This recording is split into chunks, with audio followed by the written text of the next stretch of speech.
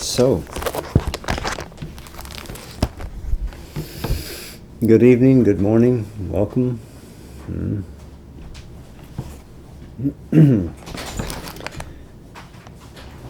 We come to chapter 7 in the Yoga of Divine Works, the first part of the synthesis of yoga. The chapter is titled Standards of Conduct and Spiritual Freedom.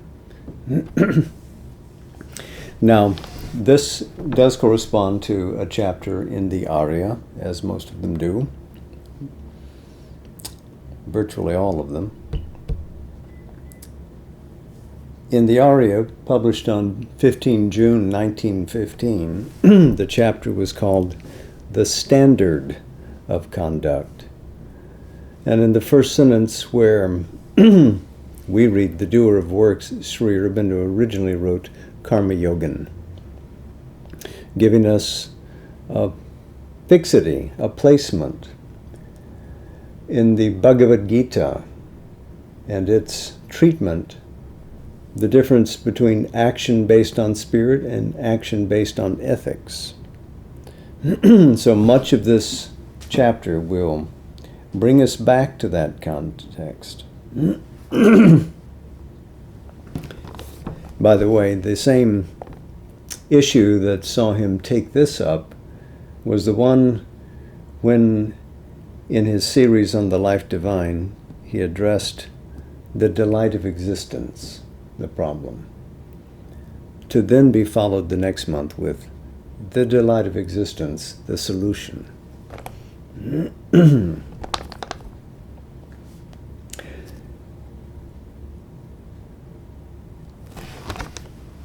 He wrote this chapter originally in 1915, but he partly recast this in what they call the second period of his revisions, around 1932. Those revisions were set aside, and perhaps he had revision 1, revision 2, R1, R2, maybe even R3. Somewhere along the way, those papers that he had carefully kept got misplaced. And when in the early 1940s he came back to take these materials up again, he couldn't find them. So he went back to his earliest revision in 1932 and rewrote everything from there. Now, subsequently, those lost papers, those lost notes, those lost revisions have been found, and we will eventually see them. At least I haven't seen them yet. Have you? They should be coming out in the last of the volumes that are associated with the collected works of Sri Aurobindo, which have been in publication these last 20 years or so. So,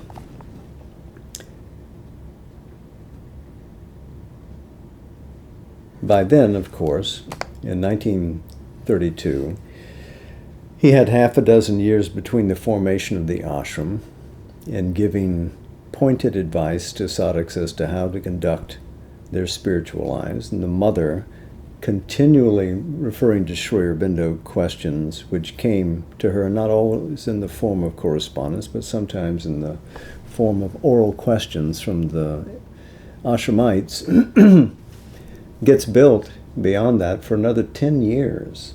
And so by the time he takes up this revision, he's basically finished all of his correspondence. There's a bit more that he'll write in the early 40s up to the point when he leaves his body in 1950. But most of his correspondence is done. And he has reworked the yoga. So as we go through the rest of this book, the Yoga of Divine Works, this first part of the synthesis of yoga, we'll have that as our context.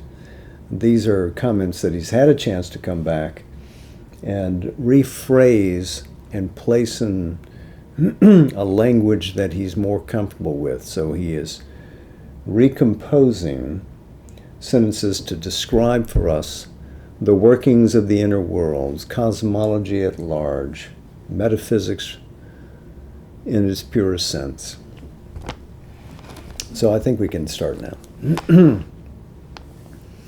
The knowledge on which the doer of works in yoga has to found all his action and development, has for the keystone of its structure a more and more concrete perception of unity, the living sense of an all-pervading oneness.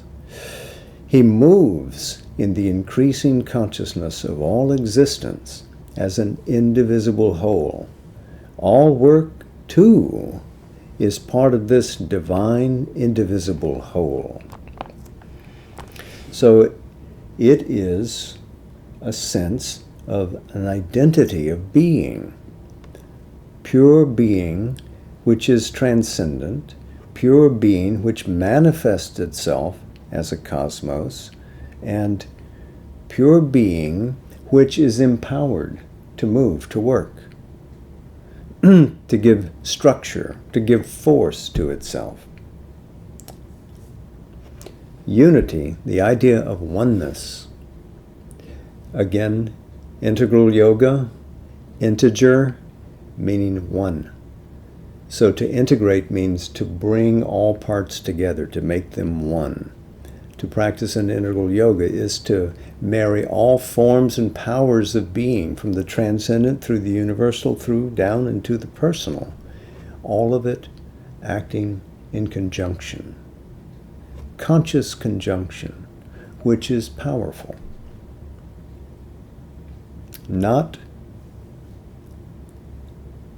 that we hie away into supernal ranges of being above and beyond the cosmos, but that we bring those realizations of the supernal here into our life, ihaiva, even here. His personal action and its results can no longer be or seem a separate movement mainly or entirely determined by the egoistic free will of an individual, himself separate in the mass. So, going back to the Life Divine again, he treats the subject of free will and determinism most pointedly in the chapter Ascent Towards Supermind, one of the last 6 chapters of the book. The idea of an individual being apart from the context of the universe is a fiction. This is a fictional individual which does not really exist. And always the universe is scotching its imaginary borders and boundaries. It cannot seal itself off.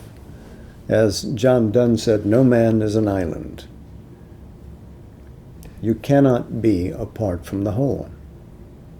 You are part of the whole. You are an expression of the one who expresses both as the whole and as the individual.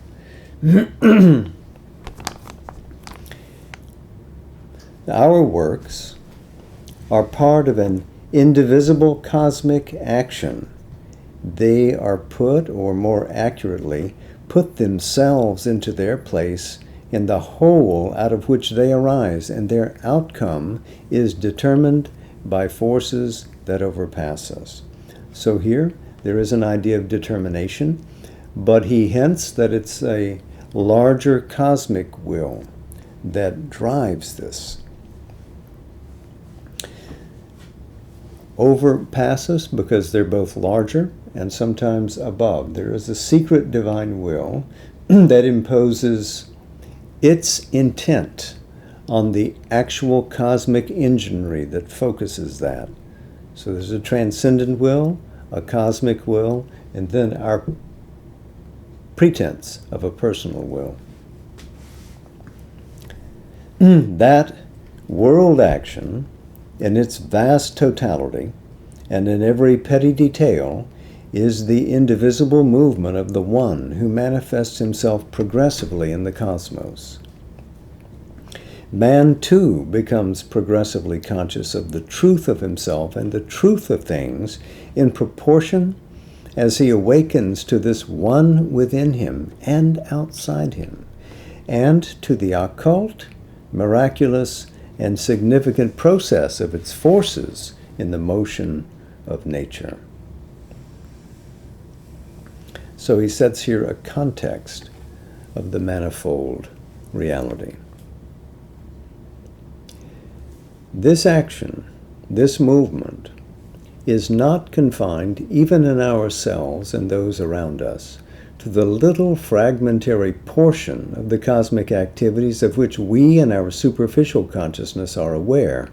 It is supported by an immense underlying environing existence, subliminal to our minds or subconscious, and it is attracted by an immense transcending existence which is superconscious to our nature. This sentence is largely intact from the first time he wrote this essay.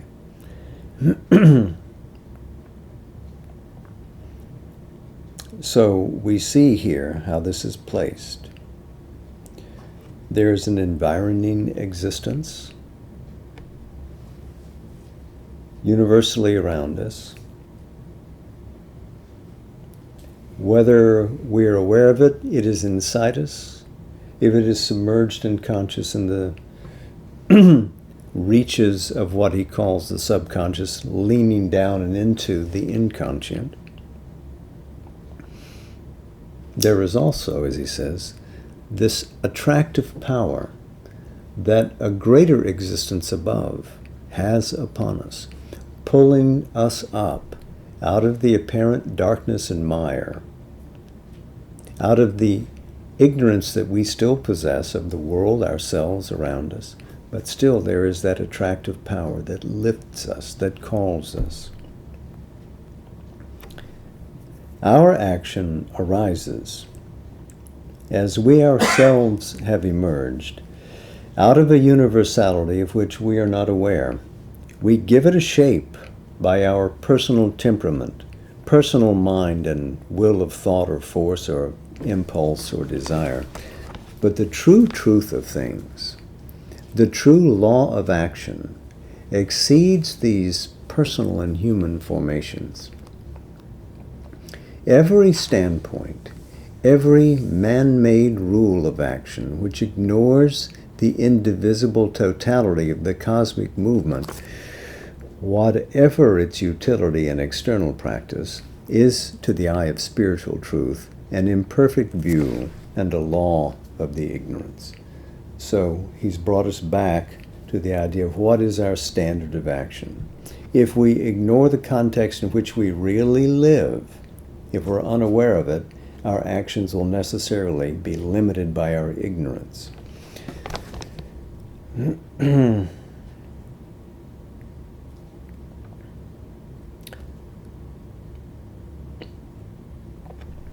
Even when we have arrived at some glimpse of this idea, or succeeded in fixing it in our consciousness as a knowledge of the mind and a consequent attitude of the soul, it is difficult for us in our outward parts and active nature to square accounts between this universal standpoint and the claims of our personal opinion, our personal will, our personal emotion and desire.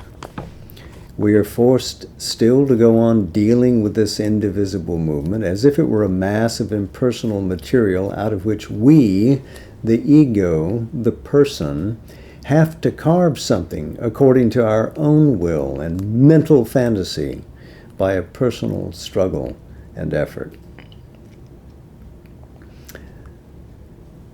So this is interesting. This sentence indicates that even as we gain an inner attainment, it doesn't transfer itself to the ordinary vehicle. It doesn't necessarily secure mastery of the personal nature.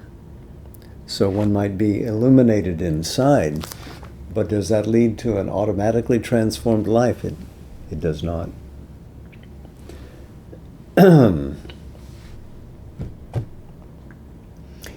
We are forced still to go on,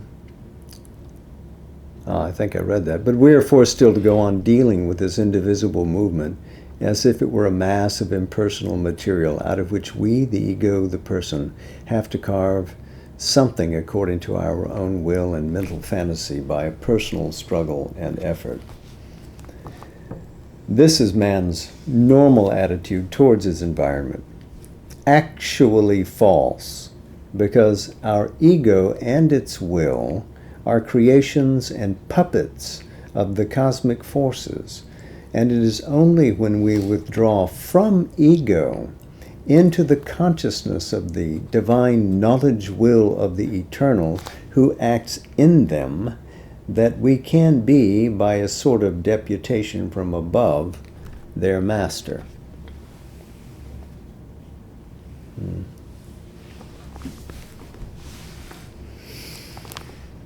So he has strongly rewritten this phrase from his original essay. Knowledge will, you'll remember from our study of the life divine, is an aspect of the supramental consciousness. It's not the only nature of the Gnostic awareness, but knowledge has insight, will has power, and in that consciousness they are fused. They are a single movement. So what is seen is done. Effectuation is sure, because there is nothing to obscure or deflect. It is a perfect consciousness. It is only when we withdraw from ego into the consciousness of the divine, who acts in them. This is reminiscent of the Bhagavad Gita in its closing chapter, its 61st verse, where he describes himself as seated in the heart of all beings, right there at the very center, moving them as if upon a machine. So, in our external action, the cosmos, following the law of the divine will, does all of this. We mistake it for our own action. We think we're the authors.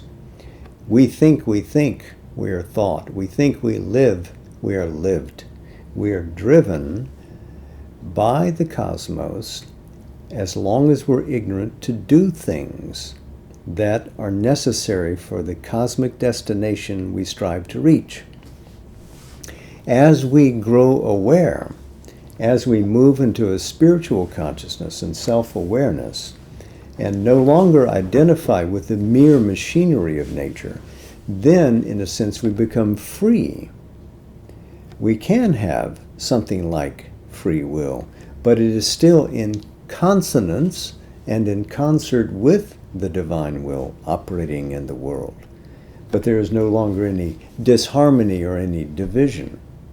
And if a transcendent will wants to introduce a new idea with a capital I into the world through that individual, it can so do, and even suspend the working of the cosmic will, override it, as it were. But back to the idea of the normal person. And yet, is this personal position the right attitude for man, so long as he cherishes his individuality and has not yet fully developed it? For without this viewpoint and motive force, he cannot grow in his ego, cannot sufficiently develop and differentiate himself out of the subconscious or half-conscious universal mass existence. So this kind of wakefulness that the spiritual person may attain to is not appropriate for everyone. Depends on the nature of and stage of evolution. If it would derail the normal course of development, why would the divine will ask that it be done? Would the divine will permit enlightenment to come to one who isn't prepared to hold it? It is shattering the vessel that would hold the light and imposing it too soon.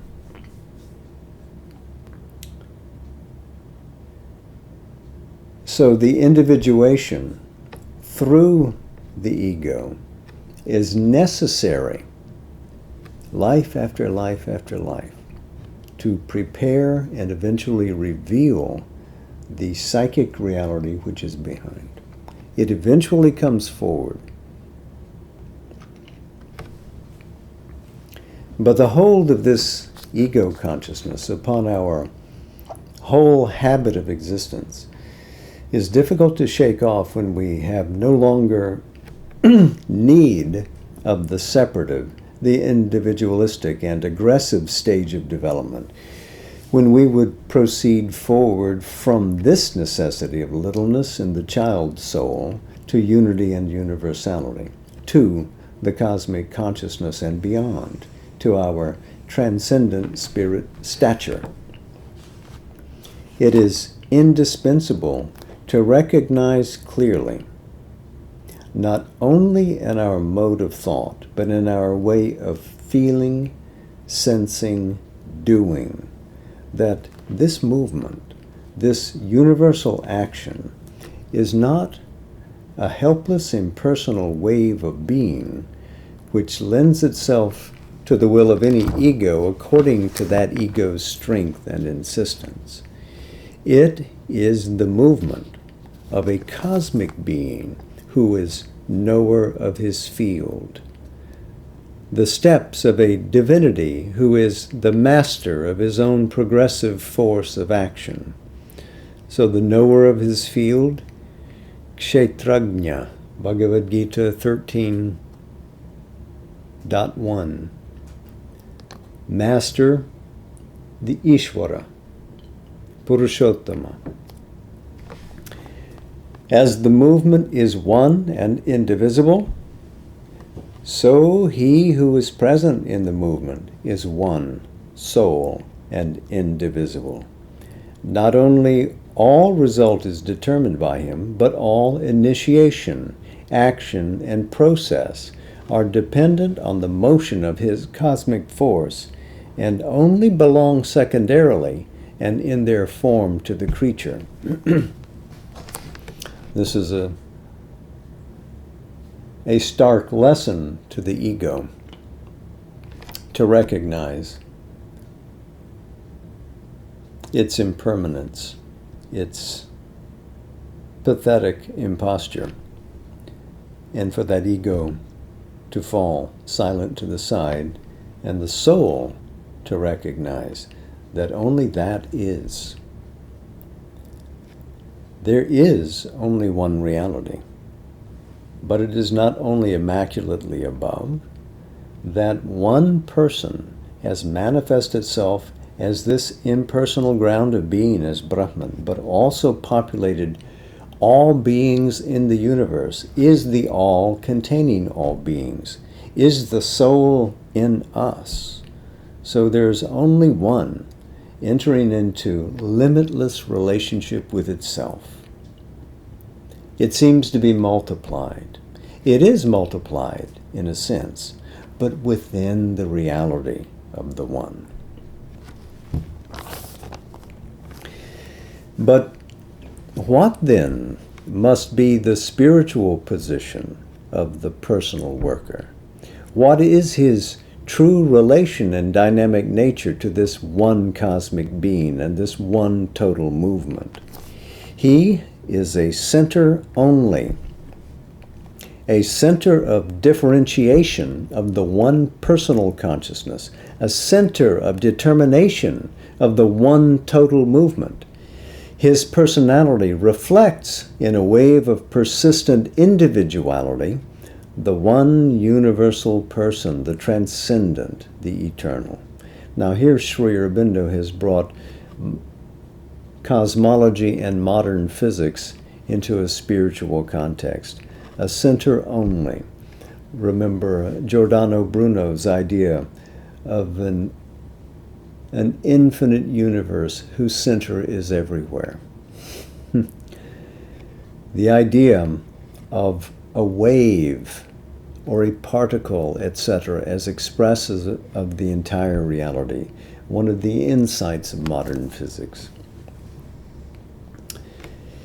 In the ignorance, it is always a broken and distorted reflection, because the crest of the wave, which is our conscious waking self, throws back only an imperfect and falsified similitude of the divine spirit. Similitude means likeness, from the Latin similis. So our self is a false representation of the larger and real person. It's a refraction. It isn't the perfect image. All our opinions, standards, formations, principles are only attempts to represent in this broken, reflecting, and distorting mirror something of the universal and progressive total action and its many-sided movement towards some ultimate self-revelation of the divine. Our mind represents it as best it can with a narrow approximation that becomes less and less inadequate in proportion as the thought grows in wideness and light and power. But it is always an approximation and not even a true partial figure. The divine will acts through the eons to reveal progressively, not only in the unity of the cosmos, not only in the collectivity of living and thinking creatures, but in the soul of each individual, something of its divine mystery and the hidden truth of the infinite. Aha! So there is something valuable and unique in each soul. So he has affirmed the transcendent, he has affirmed the cosmic, and now he has affirmed the individual, but all as part of the one who only exists. Therefore, there is in the cosmos, in the collectivity, in the individual, a rooted instinct or belief in its own perfectibility, a constant drive towards an ever-increasing and more adequate and more harmonious self-development nearer to the secret truth of things. Now, this mysterious drive carries us upwards, and in a sense is the lurking justification for every mistake of desire and ego that we experience. We think we're great. We think we need to attain that. Well, there is something universally present in us that is pushing us forward and that masks the real reality. But there is something genuine there. This idea that the ego says, I am great. Well, there is something great there. Wouldn't you like to discover what it is? That's the invitation. You think this desire will give you fulfillment. You chase, you conquer, you get, and then no, the desire doesn't satisfy actually when you attain that object gained. So what is it that gives you that? It's the recovery of the one. It's the experience of the only thing that is, which is automatically self-fulfilled, which is ever delighted, but enjoys the course of the play. Once you're free and can do that, then like the spirit in the Taittiriya Upanishad, you range through the cosmos, singing as you go. This effort is represented to the constructing mind of man by standards of knowledge, feeling, character, aesthesis, and action, rules, ideals, norms, and laws that he essays to turn into universal dharmas. Yes, he's used essays here as a verb to mean to try, to attempt. So, dharmas, well, a dharma is a law of nature answering to a hidden truth. So it is the law of the right. But we want to turn these dharmas into permanent institutions. Back to the earlier part of the sentence, the standards of knowledge, feeling, characteristhesis, and action. Now, through all of this, we have the Gita as part of our context. So in the second chapter of the Gita, we look at the yoga of the Sankhya. How do you distinguish the spirit from nature? In the third, you deal with the nature of divine work. How do you achieve karma yoga? How do you make your works consecrated? How do you exceed ego and desire and do perfect work and offer it all and arrive at self-knowledge? And then the fourth chapter, of course, takes up jnana yoga, the yoga of knowledge itself, identifying what is the supreme principles. What are the supreme principles? You don't get to bhakti yoga, the yoga of love and devotion, until you get to the 12th chapter. And then finally you get to look at the picture of the supreme person in whom all of this occurs when you get to the 15th chapter, the Purushottama. So, but we have got to this break. Let's continue another page or so. If we are to be free in the spirit, if we are to be subject only to the supreme truth, we must discard the idea that our mental or moral laws are binding on the infinite, or that there can be anything sacrosanct, absolute, or eternal, even in the highest of our existing standards of conduct. To form higher and higher temporary standards, as long as they are needed, is to serve the divine in his world march. To erect rigidly an absolute standard is to attempt the creation of a barrier against the eternal waters in their onflow. So they'll be overwashed. All moralities, all ethical systems are perishable. Once the nature-bound soul realizes this truth, it is delivered from the duality of good and evil. For good is all that helps the individual and the world towards their divine fullness, and evil is all that retards or breaks up that increasing perfection. There. Remember also Krishna in the Mahabharata has, in a sense, from behind to direct and guide the series of events that arrive at the preservation of the Sanatana Dharma, the eternal Dharma.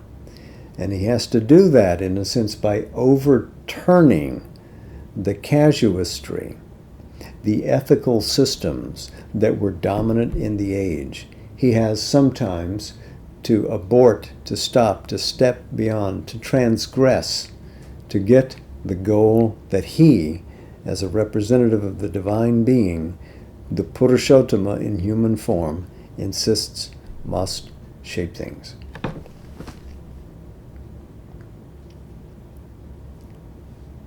But since the perfection is progressive, evolutive in time, good and evil are also shifting quantities and change from time to time their meaning and value.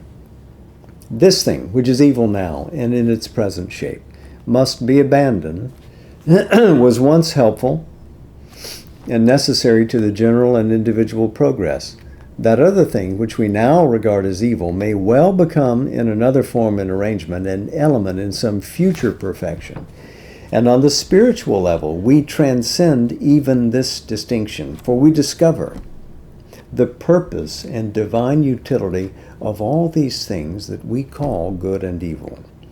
Then have we to reject the falsehood in them, and all that is distorted, ignorant, and obscure in that which is called good, no less than in that which is called evil.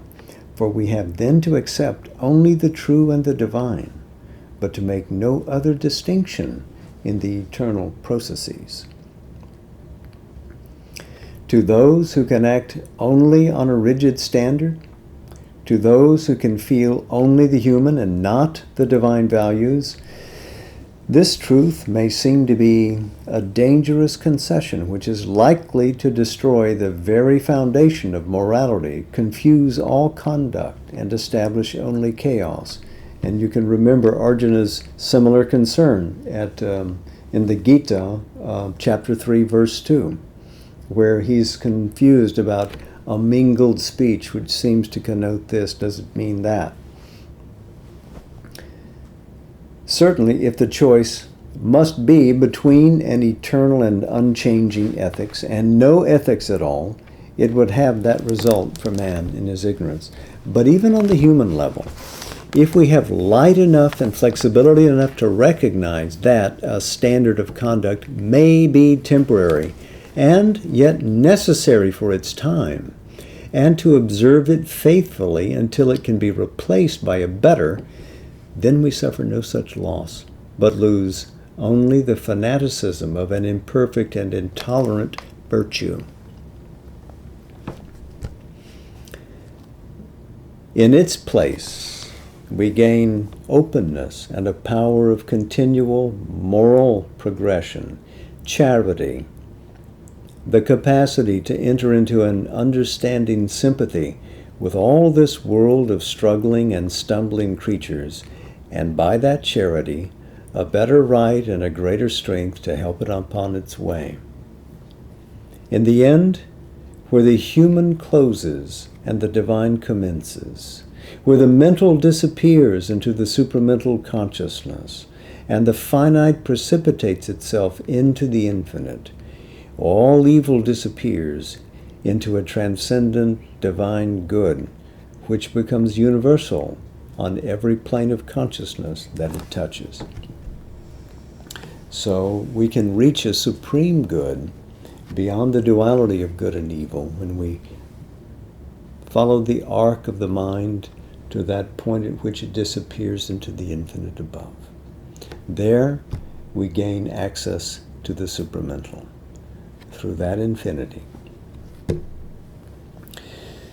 This then stands fixed for us, that all standards by which we may seek to govern our conduct are only our temporary, imperfect, and evolutive attempts to represent to ourselves our stumbling mental progress in the universal self-realization towards which nature moves. But the divine manifestation cannot be bound by our little rules and fragile sanctities, for the consciousness behind it is too vast for these things. Once we have grasped this fact, disconcerting enough to the absolutism of our reason, we shall better be able to put in their right place in regard to each other the successive standards that govern the different stages in the growth of the individual and the collective march of mankind. At the most general of them we may cast a passing glance, for we have to see how they stand in relation to that other standardless spiritual and supramental mode of working for which yoga seeks and to which it moves by the surrender of the individual to the divine will, and more effectively through his ascent by this surrender to the greater consciousness in which a certain identity with the dynamic eternal becomes possible. So he's called us back, the last two chapters, the ascent of the sacrifice, which we finished last time. An ascent by surrender. The offering is oneself. One surrenders one's own being, experiences all the wealth and the direction, the power, the illumination, all that we are or represent, poured into that fire that carries us upwards in that ascent into a greater consciousness. Of course, that is the supramental calling us, waiting for us, and in that identity, with its dynamic nature, because the supramental is not merely passive, containing a vast, passive, white, peaceful reality, but is dynamic. dances and sings, enjoys, is ebullient, is beautiful. That becomes possible. But we'll go through all those stages, measuring the standards of conduct for what they really represent. And we'll continue next time. Here's a relevant passage from Book 2 in Savitri, the Book of the Traveler of the Worlds.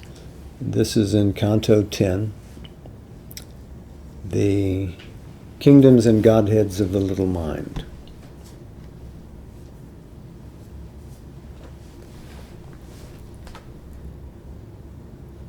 Once more we face the blank unknowable. In a crash of values, in a huge doom crack, in the sputter and scatter of her breaking work, she lost her clear, conserved, constructed world. A quantum dance remained, a sprawl of chance in energy's stupendous tripping whirl. A ceaseless motion in the unbounded void, invented forms without a thought or aim. Necessity and cause were shapeless ghosts. Matter was an incident in being's flow, law but a clockwork habit of blind force. Ideals, ethics, systems had no base, and soon collapsed, or without sanction lived. All grew a chaos, a heave and clash and strife. Ideas, warring and fierce, leaped upon life. A hard compression held down anarchy, and liberty was only a phantom's name. Creation and destruction waltzed enarmed on the bosom of a torn and quaking earth. All reeled into a world of Kali's dance. Thus tumbled, sinking, sprawling in the void, clutching for props, a soil on which to stand. She only saw a thin atomic vast, the rare point sparse substratum universe, on which floats a solid world's phenomenal face. Alone, a process of events was there, and nature's plastic and protean change, and strong by death to slay or to create, the riven invisible atom's omnipotent force. One chance remained, that here might be a power to liberate man from the old inadequate means, and leave him sovereign of the earthly scene. For reason then might grasp the original force to drive her car upon the roads of time. All then might serve the need of the thinking race. An absolute state found orders absolute. To a standardized perfection cut all things. In society, build a just, exact machine. Then science and reason, careless of the soul, could iron out a tranquil uniform world, eonic seekings glut with outward truths, and a single pattern thinking force on mind, inflicting matter's logic on spirit's dreams, a reasonable animal make of man, and a symmetrical fabric of his life. This would be nature's peak on an obscure globe, the grand result of the long ages' toil, Earth's evolution crowned, her mission done. So might it be if the spirit fell asleep. Man then might rest content and live in peace. Master of nature, who once her bondslave worked, the world's disorder hardening into law, in life's dire heart arose not in revolt, if God within could find no greater plan. but many-visaged is the cosmic soul. A touch can alter the fixed front of fate. A sudden turn can come, a road appear. A greater mind may see a greater truth, or we may find, when all the rest has failed, hid in ourselves the key of perfect change. Ascending from the soil where creep our days, earth's consciousness may marry with the sun, our mortal life ride on the spirit's wings, our finite thoughts commune with the infinite. Pages 254 to 256. So, namaste, Jai Ma. And friends there on Zoom, thank you for coming in. Happy to have you with us. Much love to you all. Hope to see you soon. Hope to see you next week.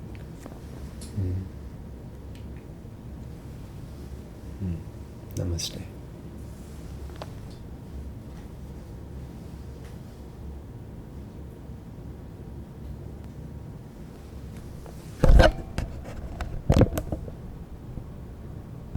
Not too long, huh?